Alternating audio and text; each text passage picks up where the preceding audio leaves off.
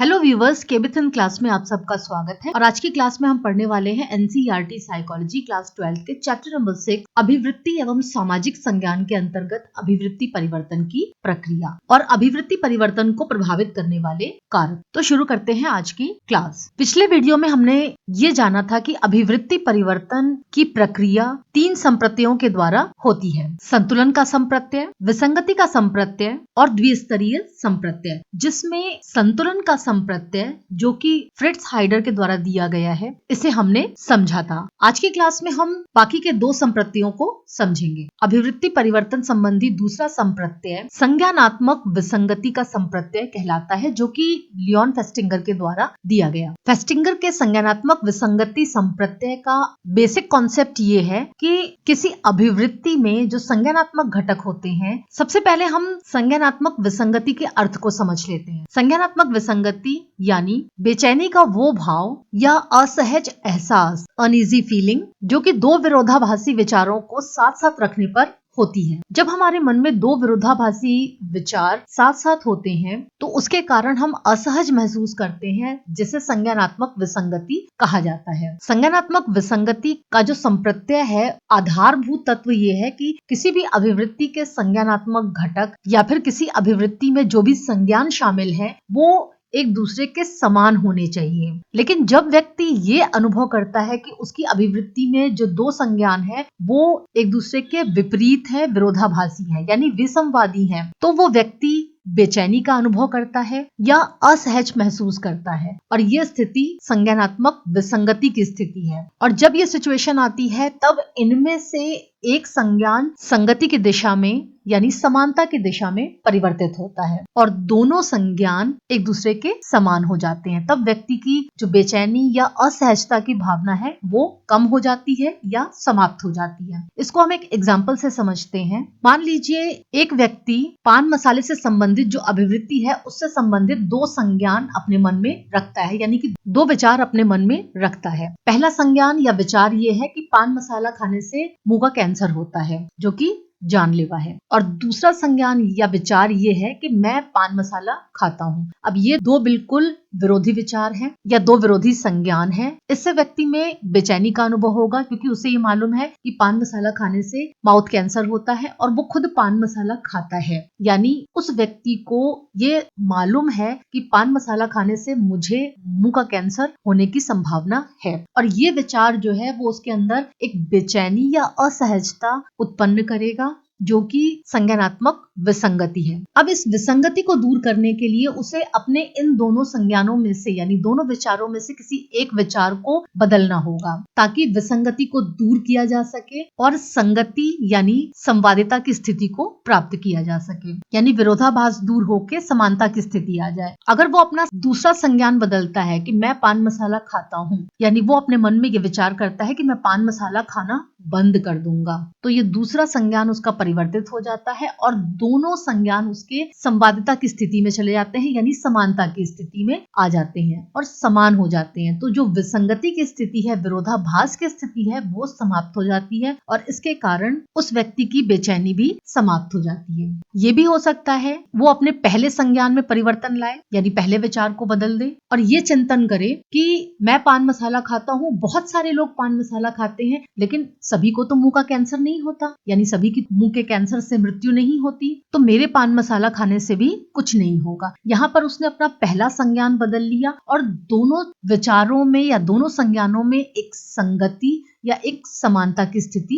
आ गई। फेस्टिंगर और Karl Smith नामक 2 समाज मनोवैज्ञानिकों ने एक एक्सपेरिमेंट किया, जिसमें उन्होंने ये दिखाया कि संज्ञानात्मक विसंवादिता किस तरह से काम करती है। अपने इस एक्सपेरिमेंट में इन दोनों मनोवैज्ञानिकों ने स्टूडेंट्स को 2 समूहों में बांटा। आधे स्टूडेंट्स को ये झूठ बोलने के लिए कि एक्सपेरिमेंट बहुत इंटरेस्टिंग था, उन्हें $1 दिया गया और बाकी आधे स्टूडेंट्स को $20 दिए गए। कुछ हफ्तों के बाद इस बोरिंग एक्सपेरिमेंट में पार्टिसिपेट करने वाले स्टूडेंट्स से ये कहा गया कि आप उस एक्सपेरिमेंट को फिर से रिकॉल करें, यानी फिर से याद करें और ये बताएं कि एक्सपेरिमेंट आपको कितना इंटरेस्टिंग लगा था। जिन स्टूडेंट्स को झूठ बोलने के लिए $1 दिया गया था, उन्होंने एक्सपेरिमेंट को बहुत इंटरेस्टिंग बताया, जबकि जिन स्टूडेंट्स को झूठ बोलने के लिए $20 दिए गए थे, उन्होंने एक्सपेरिमेंट को बोरिंग बताया। मनोवैज्ञानिकों के अनुसार स्टूडेंट्स ने एक्सपेरिमेंट के प्रति अपने एटीट्यूड को चेंज कर लिया था। ऐसा उन्होंने इसलिए किया क्योंकि वो संज्ञानात्मक विसंगति का अनुभव कर रहे थे, क्योंकि दो विरोधी विचार उनके मन में एक साथ थे, जिसके कारण वो बेचैनी का अनुभव कर रहे थे या अनईजी फील कर रहे थे। जिस ग्रुप को $1 दिया गया था, उनका शुरुआती संज्ञान इस प्रकार था कि एक्सपेरिमेंट बहुत ही बोरिंग था, और उन्होंने बाहर जो स्टूडेंट्स वेट कर रहे थे उनको ये बताया कि एक्सपेरिमेंट बहुत इंटरेस्टिंग था, यानी मैंने $1 के लिए झूठ बोला। तो ये दो बिल्कुल विरोधी विचार थे, यानी पहला संज्ञान ये कि एक्सपेरिमेंट बोरिंग था, लेकिन मैंने $1 के लिए ये झूठ बोला कि एक्सपेरिमेंट इंटरेस्टिंग था। और ये दो बिल्कुल अपोजिट थॉट्स जो उनके मन में थे वो उन्हें परेशान कर रहे थे, असहज महसूस करवा रहे थे। तो उन्होंने अपने संज्ञान को परिवर्तित कर लिया, जिससे उनकी विसंवादिता यानी विरोधाभासी विचार और उससे संबंधित बेचैनी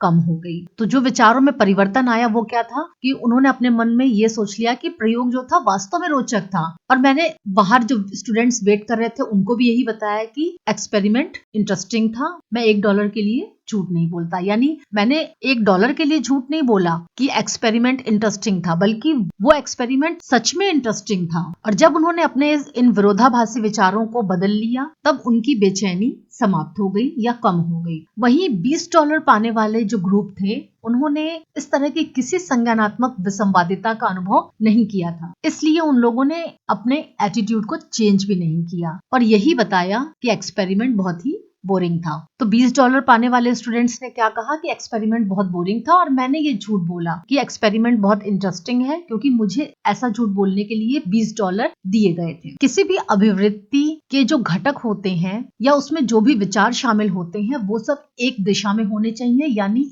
एक समान होने चाहिए। और अगर ऐसा होता है तो इसे संज्ञानात्मक संगति कहा जाता है, यानी किसी अभिवृत्ति में शामिल सभी विचारों या तत्वों का एक समान होना। और अगर ऐसा नहीं होता तो व्यक्ति मानसिक अशांति का अनुभव करता है या फिर असुविधा का अनुभव करता है, अनईजी फील करता है, जिसे संज्ञानात्मक विसंगति कहते हैं। उसे ये लगता है कि उसके अभिवृत्ति तंत्र में कुछ न कुछ गड़बड़ है, यानी कोई चीज ऐसी है जो ठीक नहीं है, और फिर संगति की दिशा में यानी समानता की दिशा में परिवर्तन होता है। अभिवृत्ति परिवर्तन का तीसरा संप्रत्यय है द्विस्तरीय संप्रत्यय, जो कि एक भारतीय मनोवैज्ञानिक SM मोहसिन के द्वारा दिया गया था। मोहसिन के अनुसार अभिवृत्ति में परिवर्तन 2 चरणों में होता है, यानी 2 स्टेप्स में होता है। पहले चरण में परिवर्तन का लक्ष्य स्रोत से तादात्म्य स्थापित करता है। यहाँ ये समझना जरूरी है कि लक्ष्य क्या है, स्रोत क्या है और तादात्म्य क्या है, और तादात्म्य स्थापित करना क्या है। लक्ष्य यानी वो व्यक्ति जिसके एटीट्यूड को चेंज करना है, स्रोत यानी वो व्यक्ति जिससे प्रभावित होकर एटीट्यूड में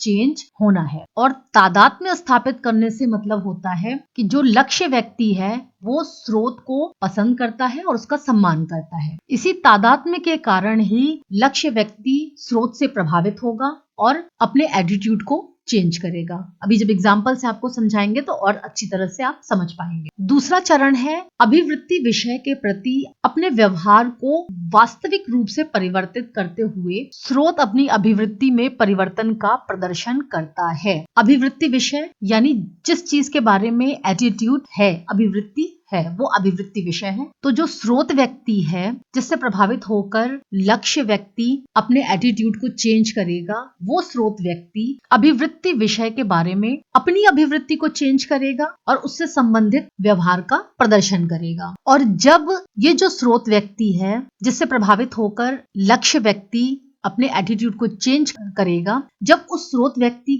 के एटीट्यूड और बिहेवियर को चेंज होता हुआ देखेगा तो लक्ष्य व्यक्ति भी अपने एटीट्यूड और अपने बिहेवियर में चेंज लाएगा। तो एक तरह से हम ये कह सकते हैं कि ये एक तरह का अनुकरण है, इमिटेशन है, या प्रेक्षण मूलक अधिगम है। प्रेक्षण मूलक यानी जो ऑब्जर्वेशन के द्वारा सीखा जाए। इसको और क्लियर करने के लिए हम एग्जाम्पल से समझते हैं। मान लीजिए प्रीति एक न्यूज़पेपर में ये पढ़ती है कि वो कोल्ड ड्रिंक जिसे वो बहुत पसंद करती है वो बहुत ही नुकसानदायक है, हार्मफुल है। यहाँ पर प्रीति लक्ष्य है, क्योंकि इसके एटीट्यूड को चेंज करना है, क्योंकि ये उस कोल्ड ड्रिंक को पसंद करती है जो कि हानिकारक है, नुकसानदायक है। यहाँ पर कोल्ड ड्रिंक जो है वो अभिवृत्ति विषय है, क्योंकि उसी के बारे में एटीट्यूड है। अभिवृत्ति प्रीति का कोल्ड ड्रिंक के बारे में एक पॉजिटिव एटीट्यूड है कि वो कोल्ड ड्रिंक उसे बहुत पसंद है जिसे वो पीती है, और उस कोल्ड ड्रिंक का जो विज्ञापन है वो प्रीति के फेवरेट प्लेयर के द्वारा किया जाता है। यहाँ पर जो फेवरेट प्लेयर है वो स्रोत व्यक्ति है, क्योंकि उसी से प्रभावित होकर प्रीति ने उस कोल्ड ड्रिंक को पीना शुरू किया था। तो यहाँ पर ये फर्स्ट स्टेप है कि परिवर्तन का लक्ष्य यानी प्रीति स्रोत से यानी पसंदीदा खिलाड़ी से तादात्म्य स्थापित करता है, यानी उसे पसंद करता है और उसका सम्मान करता है। अब बढ़ते हैं दूसरे चरण यानी दूसरे स्टेप के प्रति। तो यहाँ पर जो स्रोत व्यक्ति है यानी खिलाड़ी अगर ये चाहता है कि उस हानिकारक कोल्ड ड्रिंक के प्रति लोगों के एटीट्यूड को चेंज कर दिया जाए, यानी पॉजिटिव से निगेटिव बना दिया जाए, यानी लोग उस कोल्ड ड्रिंक को पसंद करने के बजाय नापसंद करने लगे, तो यहाँ पर स्रोत यानी खिलाड़ी को क्या करना होगा, खुद की कोल्ड ड्रिंक पीने की आदत को चेंज करना होगा। और जब प्लेयर खुद उस कोल्ड ड्रिंक को पीना बंद कर देगा और उसकी जगह कोई हेल्थ ड्रिंक यूज करने लगेगा, तो उसके इस चेंज को देखकर इस बात की बहुत अधिक संभावना है कि प्रीति भी अपना एटीट्यूड और बिहेवियर चेंज कर लेगी, यानी कोल्ड ड्रिंक को लेना यानी उस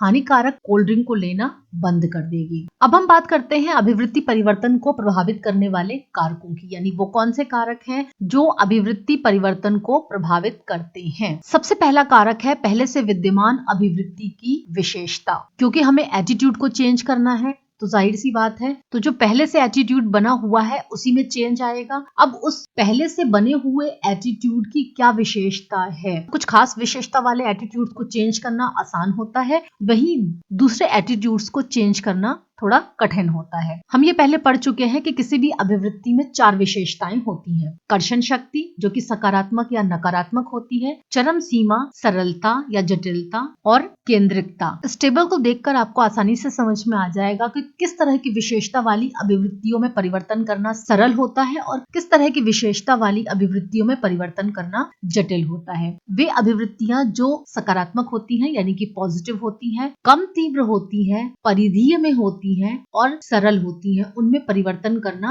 आसान होता है। लेकिन वो अभिवृत्तियां जो कि नकारात्मक होती हैं या फिर चरम सीमा पर होती हैं यानी अपने हाईएस्ट लेवल पर होती हैं, चाहे वो पॉजिटिव हो चाहे निगेटिव हो, लेकिन अपनी चरम सीमा पर होती हैं, उनमें जो केंद्रीय अभिवृत्ति होती है यानी एक अभिवृत्ति तंत्र में जो सेंटर में अभिवृत्ति होती है, सबसे प्रमुख अभिवृत्ति उसे, और जो अभिवृत्तियां जटिल होती हैं यानी एक अभिवृत्ति तंत्र में जब बहुत सारी अभिवृत्तियां होती है तो उसे जटिल अभिवृत्ति तंत्र कहते हैं। तो जो जटिल अभिवृत्तियां होती हैं उनमें परिवर्तन करना मुश्किल होता है, कठिन होता है। इसके अलावा किसी व्यक्ति को अभिवृत्ति में परिवर्तन यानी एटीट्यूड चेंज की दिशा का भी ध्यान रखना चाहिए कि एटीट्यूड में चेंज किस डायरेक्शन में हो रहा है। एक एटीट्यूड में चेंज संगत भी हो सकता है और विसंगत भी। संगत परिवर्तन यानी उसी दिशा में परिवर्तन जिस दिशा में पहले से विद्यमान अभिवृत्ति है, यानी पहले से जो एटीट्यूड व्यक्ति का है उसी दिशा में अगर चेंज होता है तो वो संगत परिवर्तन कहलाता है। उदाहरण के लिए सकारात्मक अभिवृत्ति और अधिक सकारात्मक हो जाए और नकारात्मक अभिवृत्ति और अधिक नकारात्मक हो जाए तो ये एक तरह का संगत परिवर्तन है, यानी उसी दिशा में परिवर्तन जिस दिशा में पहले से एटीट्यूड मौजूद है। इसको एक एग्जाम्पल से समझते हैं। मान लीजिए महिला सशक्तिकरण यानी विमेन एम्पावरमेंट के बारे में एक व्यक्ति का पॉजिटिव एटीट्यूड है, सकारात्मक अभिवृत्ति है, और वो व्यक्ति एक सफल महिला के बारे में पढ़ता है जिसकी वजह से उसका जो पॉजिटिव एटीट्यूड है वो और भी ज्यादा पॉजिटिव हो जाता है, तो ये एक तरह का संगत परिवर्तन होगा। अभिवृत्ति परिवर्तन की दूसरी दिशा विसंगत हो सकती है, यानी कि पहले से मौजूद अभिवृत्ति की विपरीत दिशा में परिवर्तन होना, तो इस तरह का परिवर्तन विसंगत परिवर्तन कहलाता है। यानी एक पॉजिटिव एटीट्यूड कम पॉजिटिव हो जाए या फिर नेगेटिव हो जाए, उसी तरह से एक नेगेटिव एटीट्यूड कम नेगेटिव हो जाए या फिर पॉजिटिव हो जाए। तो इस तरह का जो चेंज है वो पहले से मौजूद एटीट्यूड के अपोजिट डायरेक्शन में हो रहा है, इसलिए इसे विसंगत परिवर्तन कहेंगे। सेम एग्जांपल को लेते हैं कि एक ऐसा व्यक्ति जिसके मन में महिला सशक्तिकरण को लेकर पॉजिटिव एटीट्यूड है और वो एक सफल महिला के बारे में पढ़ता है, तो व्यक्ति ये सोच सकता है कि अगर सभी महिलाएं पावरफुल हो जाएंगी, शक्तिशाली हो जाएंगी, तो वो कहीं ना कहीं अपने पारिवारिक दायित्वों को नजरअंदाज करने लगेंगी। और जब व्यक्ति के मन में ये विचार आएगा तो जो महिला सशक्तिकरण को लेकर उसके मन में एक सकारात्मक अभिवृत्ति बनी हुई है, यानी पॉजिटिव एटीट्यूड बना हुआ है, वो कम पॉजिटिव हो सकता है या फिर नेगेटिव हो सकता है। जनरली संगत परिवर्तन करना आसान होता है और विसंगत परिवर्तन करना कठिन होता है। अभिवृत्ति को प्रभावित करने वाले कारकों में दूसरा कारक है स्रोत की विशेषताएं। स्रोत यानी वो व्यक्ति जिससे प्रभावित होकर एटीट्यूड में चेंज होता है। तो जो स्रोत है वो विश्वसनीय और आकर्षक होगा तो अभिवृत्ति में परिवर्तन होने की संभावना ज्यादा होती है। अभिवृत्ति में परिवर्तन होने की पॉसिबिलिटी तब ज्यादा होती है जब व्यक्ति को ये लगता है कि जो सूचना प्राप्त हो रही है वो हाई रिलायबल सोर्स से आ रही है, यानी उच्च विश्वसनीय स्रोत से आ रही है, न कि कम विश्वसनीय स्रोत से या निम्न विश्वसनीय स्रोत से। इसको एक एग्जाम्पल से समझते हैं। इस चित्र में दो लोग हैं जो कि एक लैपटॉप की विशेषता बता रहे हैं और दोनों लोग सेम बात बोल रहे हैं कि ये लैपटॉप मेरी सफलता की कुंजी है, इसकी स्टोरेज पावर 100 GB है, ये लाइट वेट है और इस लैपटॉप से आप बहुत सारी चीजें कर सकते हैं। अगर आप इस लैपटॉप को अभी खरीदते हैं तो इससे आप एडवांस होंगे या डेवलप होंगे। वही बात एक बड़ा व्यक्ति कह रहा है और वही बात एक स्टूडेंट कह रहा है। ये बड़ा व्यक्ति बिजनेस एग्जीक्यूटिव हो सकता है। यहाँ पर आप दोनों पिक्चर्स में से किस पिक्चर को देखकर लैपटॉप खरीदने के लिए ज्यादा मोटिवेट होंगे? अभिवृत्ति परिवर्तन को प्रभावित करने वाला अगला कारक है संदेश की विशेषताएं। संदेश क्या होता है? संदेश यानी वो सूचना जिसे अभिवृत्ति में परिवर्तन करने के लिए प्रस्तुत किया जाता है। अगर अभिवृत्ति विषय से संबंधित सूचना पर्याप्त हो तो अभिवृत्ति में परिवर्तन होने की संभावना अधिक है, यानी सूचना पर्याप्त हो, ना तो बहुत ज्यादा हो और ना ही बहुत कम। यदि अभिवृत्ति विषय के बारे में सूचना बहुत ज्यादा होगी तो लोग ध्यान नहीं देंगे और बहुत कम होगी तो वो उससे प्रभावित नहीं होंगे। इसके अलावा संदेश में एक तार्किक या सांवेगिक अपील भी अभिवृत्ति परिवर्तन को बहुत प्रभावित करती है। मान लीजिए प्रेशर कुकर के एक विज्ञापन में इस बात को बताया जाता है कि इस प्रेशर कुकर के इस्तेमाल से गैस की बचत होती है, यानी ये कम खर्चीला है। तो ये एक तार्किक अपील है। और अगर उसी विज्ञापन में ये भी बताया जाता है कि इस प्रेशर कुकर में खाना बनाने पर जो पोषक तत्व हैं वो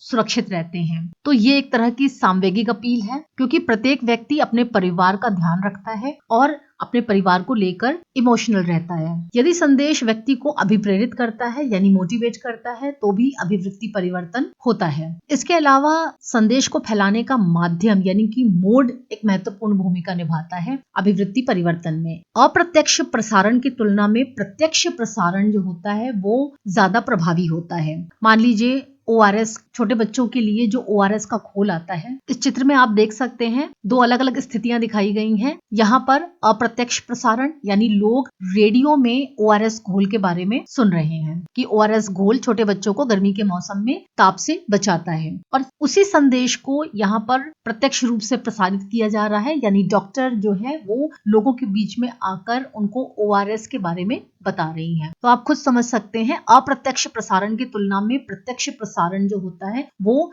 कहीं ज्यादा प्रभावशाली होता है। उसका प्रचार प्रसार करना है तो यहाँ पर अप्रत्यक्ष प्रसार यानी रेडियो, न्यूज़पेपर, मैगजीन्स पर इसके लाभ बताने की जगह लोगों से डायरेक्ट बातचीत करना कहीं ज्यादा प्रभावशाली तरीका होगा। अभिवृत्ति परिवर्तन को प्रभावित करने वाला अगला कारक है लक्ष्य की विशेषताएं। लक्ष्य यानी वो व्यक्ति जिसके एटीट्यूड को चेंज करना है। लक्ष्य व्यक्ति के गुण भी इस बात को निर्धारित करते हैं कि उसके एटीट्यूड में चेंज आएगा या नहीं। ये गुण है अनुनयता। अनुनयता का मतलब होता है राजी हो जाना, मान जाना। प्रबल पूर्वाग्रह, आत्मसम्मान और बुद्धि। कुछ ऐसे लोग होते हैं जो दूसरों की बातों को जल्दी मान लेते हैं, यानी उनमें अनुनयता का गुण पाया जाता है। तो ऐसे लोग जिनकी पर्सनैलिटी फ्लेक्सिबल होती है और वो दूसरों के विचारों को बहुत जल्दी एक्सेप्ट कर लेते हैं, ऐसे लोगों के एटीट्यूड को चेंज करना आसान होता है या इनके एटीट्यूड बहुत जल्दी चेंज हो जाते हैं। वे लोग लोग जिनके पूर्वाग्रह काफी प्रबल होते हैं यानी काफी स्ट्रांग होते हैं, उनके एटीट्यूड को चेंज करना मुश्किल होता है या उनके एटीट्यूड मुश्किल से चेंज होते हैं। लेकिन ऐसे लोग जिनके पूर्वाग्रह कम प्रबल होते हैं, उन लोगों के एटीट्यूड को चेंज करना आसान होता है। ऐसे लोग जिनमें आत्मसम्मान की कमी होती है या आत्मविश्वास नहीं होता, ऐसे लोग अपने एटीट्यूड को बहुत ही आसानी से चेंज कर लेते हैं। लेकिन वो व्यक्ति जो अधिक बुद्धिमान होते हैं यानी इंटेलिजेंट होते हैं, उनके एटीट्यूड को चेंज करना मुश्किल होता है या उनके एटीट्यूड के चेंज होने की पॉसिबिलिटी कम होती है, क्योंकि हर चीज के पीछे वो रीजन ढूंढते हैं या तर्क देते हैं। वहीं कम बुद्धिमान लोगों के एटीट्यूड को चेंज करना आसान होता है। सो व्यूअर्स, ये थी आज की क्लास। कैसी लगी आज की क्लास? अगर ये वीडियो आपको पसंद आया और मेरे चैनल के दूसरे वीडियोस आपको पसंद आते हैं तो मेरे चैनल को सब्सक्राइब कीजिए, लाइक कीजिए, शेयर कीजिए, अपने वैल्यूएबल कमेंट्स करना मत भूलिए। Till then keep studying, keep watching my channel, keep it in class. धन्यवाद।